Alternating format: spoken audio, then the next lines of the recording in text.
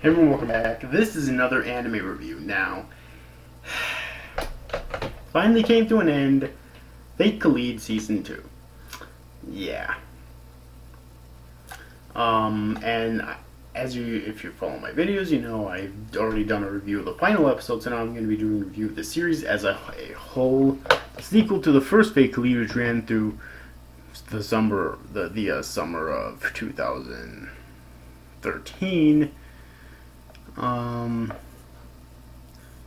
Then the second season, and both are based off of a manga series, by the way, of the same name. Second season, Fate Kaleid Linear Prisma Illya Tui, was directed by Shin Onuma and written by Kenji Inoue and Hazuki Minase, and the music's by Tatsuya Kato, and it's by Studio Silverlink, and originally ran from July 9, 2014 to September 10th, 2014. With a total of 10 episodes in the end. I'm not sure if there's going to be any. Well, I know of at least like one OVA that's supposed to be released April 25th, 2015. Not sure about anything else besides that, but I know of at least that, okay? So, yes. It's still going to be a while, obviously. It's the spring, so yeah. Anyways, though. And the third season's already announced.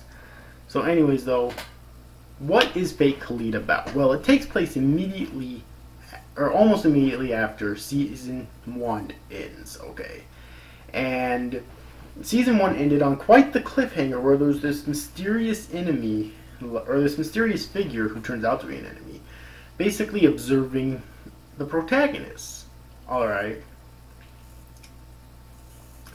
And we find out that this mysterious person is basically we're unsure at first. I mean, a girl who looks exactly like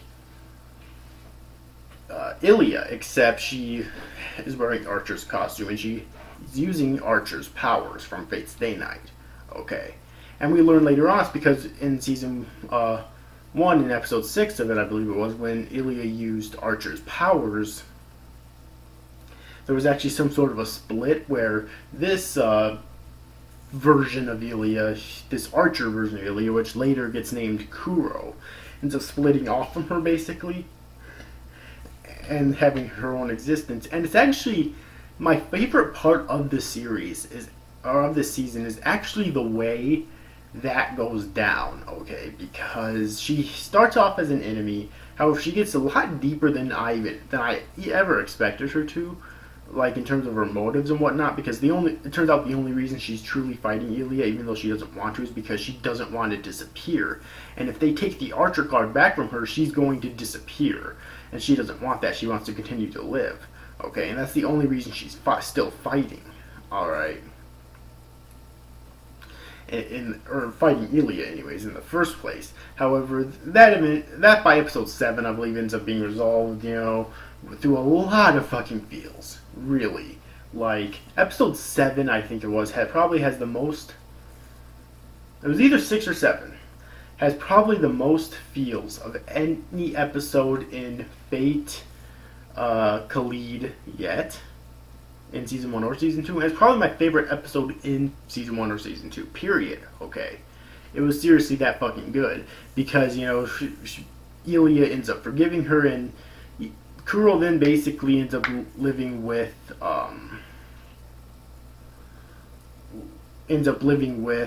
Illya and her family as Ilya's sister. Okay. Although the students at school, which she starts going to, thinks that they're cousins, but whatever.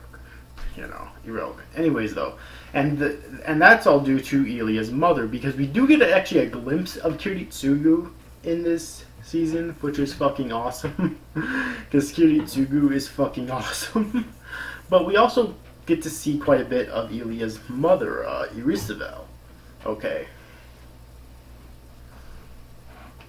Or Irissa, whatever the fuck you want to call her. And and we do learn a lot of the backstory of the Einsburn family, how they were a member of the Mages Association at one point, but then they ended up getting expelled for some reason because they tried to destroy the Holy Grail and whatnot. And the Holy Grail is actually in this, and because of this season, I actually did do some digging in, because I haven't played any of the visual novels yet, but I found out that this actually does take place technically during Fate's Stay Night. It takes place as if the Fifth Holy Grail War never happened. Okay. Which is why, Shiro is as he is right now. He's not fighting in the Holy Grail War. Illya is with her family, instead of being kept from her family by the Einsburn family. And yeah, so this takes place as if the Fourth Holy Grail War never happened. Okay, which I think is kind of interesting. It's very intriguing. Okay, and I like that it's still technically canon, because there's lots of different canons in the Fate franchise, obviously. So I like that this technically takes place in one of the canons. This is considered to be canon. I'm not sure about the whole magical girl thing, though. That does seem kind of out of place in Fate, but whatever. That's kind of irrelevant, I think. But anyways, though, so that's basically the plot. And the last 3 episodes are introducing a new enemy, Bazette, of the Mages Association, that was sent there to collect the cards. And of course she ends up failing in the end, but she does end up living and fleeing back to the Mages Association, okay? And that's the gist of the plot of this season. And it was very good, okay? Really, it was. Like I said before, the feels were strong in this fucking season of Fate Kaleid. Like they were in the first season, definitely. But in this season, even more so. Because it's like, I didn't think they were actually going to make Kuro such a sympathetic character, but they really did. They really made me feel sorry for her. And I'm really glad that she got to live. Especially in, I think it was like episode 6 or 7, where you really thought she was going to fucking disappear. But Illya risked her own life to actually supply Kuro with mana so that she could actually live, and Kuro has to keep getting replenished with mana every now and then so that she doesn't disappear. Okay, that's basically the only way that she can continue living in this world. Alright.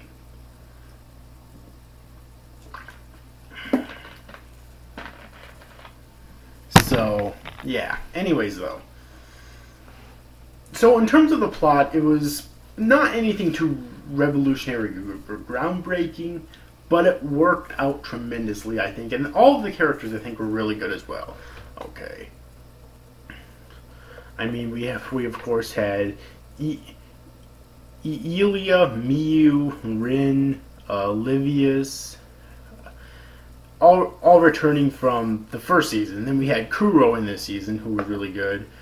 And even the side characters played their parts very well, like Shiro, Setela, and Arisabel. Okay, and even the Homurahara Academy students all played their parts very well. But all of the characters I honestly really liked. Except Livius's butler. I mean, he was badass with fighting, don't get me wrong. But that scene with fucking Shiro just made him seem like a creepy old man. And and a creepy gay old man. Not because he's gay, but just because, god damn, that shower scene was just creepy as fuck. So he's the only character that I didn't like. Again, he was badass with the fighting, but the rest of the time, I couldn't fucking stand him. Okay. So all the other characters, all the main characters definitely were very good.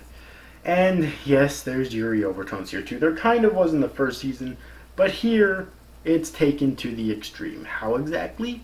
With Kuro French kissing every single one of Illya's classmates, including Miyu. Miyu twice, in fact.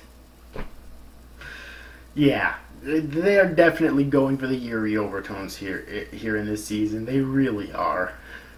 Not to mention there are slight Yuri overtones with Illya and Miyu as well. Not as extreme, but still. They definitely... I mean, this has to have been fucking intentional. I'm not complaining exactly.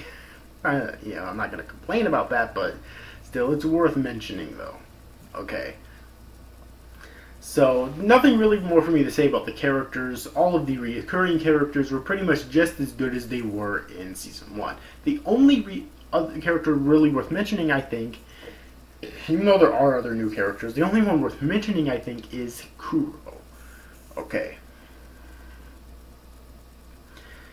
Kuro, like I said before, was a very good character, okay? She started out as just a generic villain, but she really became very sympathetic as the season progressed, okay? And considering this is only 10 episodes long, there was so much else in this season. That's really an accomplishment, alright? And she's now probably my favorite character in the series, okay? Not in Fate in general, but in Fate Kaleid. Alright. So yeah, also I really hope that we get to see Kiritsugu later on. Like in another season, because we saw one glimpse of him in this season. If they're gonna tease that without even showing him later on, then I'm gonna be so fucking pissed off. You don't fucking do that. You don't fucking show tease someone as awesome as Kiritsugu without providing something in the end later on, you know? You just don't fucking do that, period. Anyways, though, so moving away from the characters, though, I really enjoyed the art as well. It looked really fucking good. It kind of reminded me of a Fate Zero in a way. It actually really did. I was actually surprised how all the character designs looked. Even Kiritsugu's character design, they all looked exactly the same as in Fate Zero. And the animation, although not as good as in Fate Zero, because Fate Zero's animation was fucking flawless. The animation is still fucking outstanding.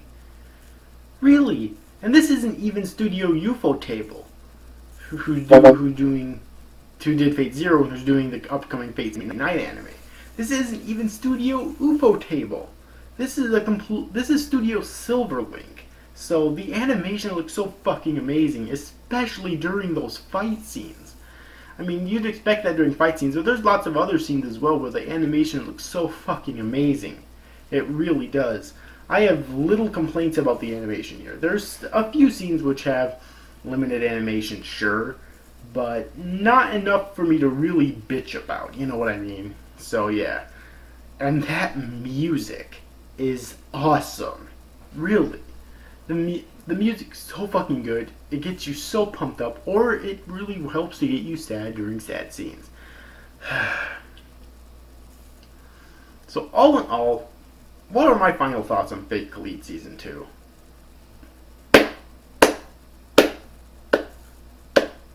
That. Well done.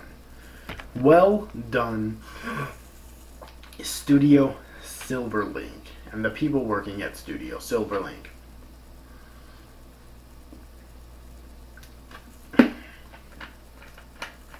Well done indeed. Much better than Season 1, in my opinion. It really is, okay? Everything is better. The action, the art's pretty much the same. The animation, the music, the plot, the characters, the feels, like everything it was improved on except for, say, the art, which is exactly the same anyways. It's not like it's a downgrade, you know. So I definitely have to recommend this if you watch Season 1 and don't know whether you want to watch Season 2 or not.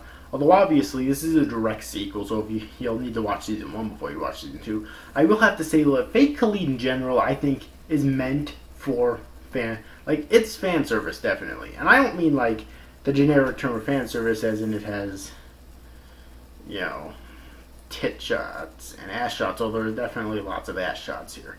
But what I mean by fan service is like it's meant for fans of the Fate franchise, okay? So if you're not a fan of the Fate franchise or you just never follow the Fate franchise, this probably isn't for you, but if you love the Fate franchise like me and lots of other people, that's when you should really check this out, because then it's meant for you, definitely, alright? So anyways, overall, I hope you enjoyed this review, guys. See you guys, thanks for watching. Bye-bye.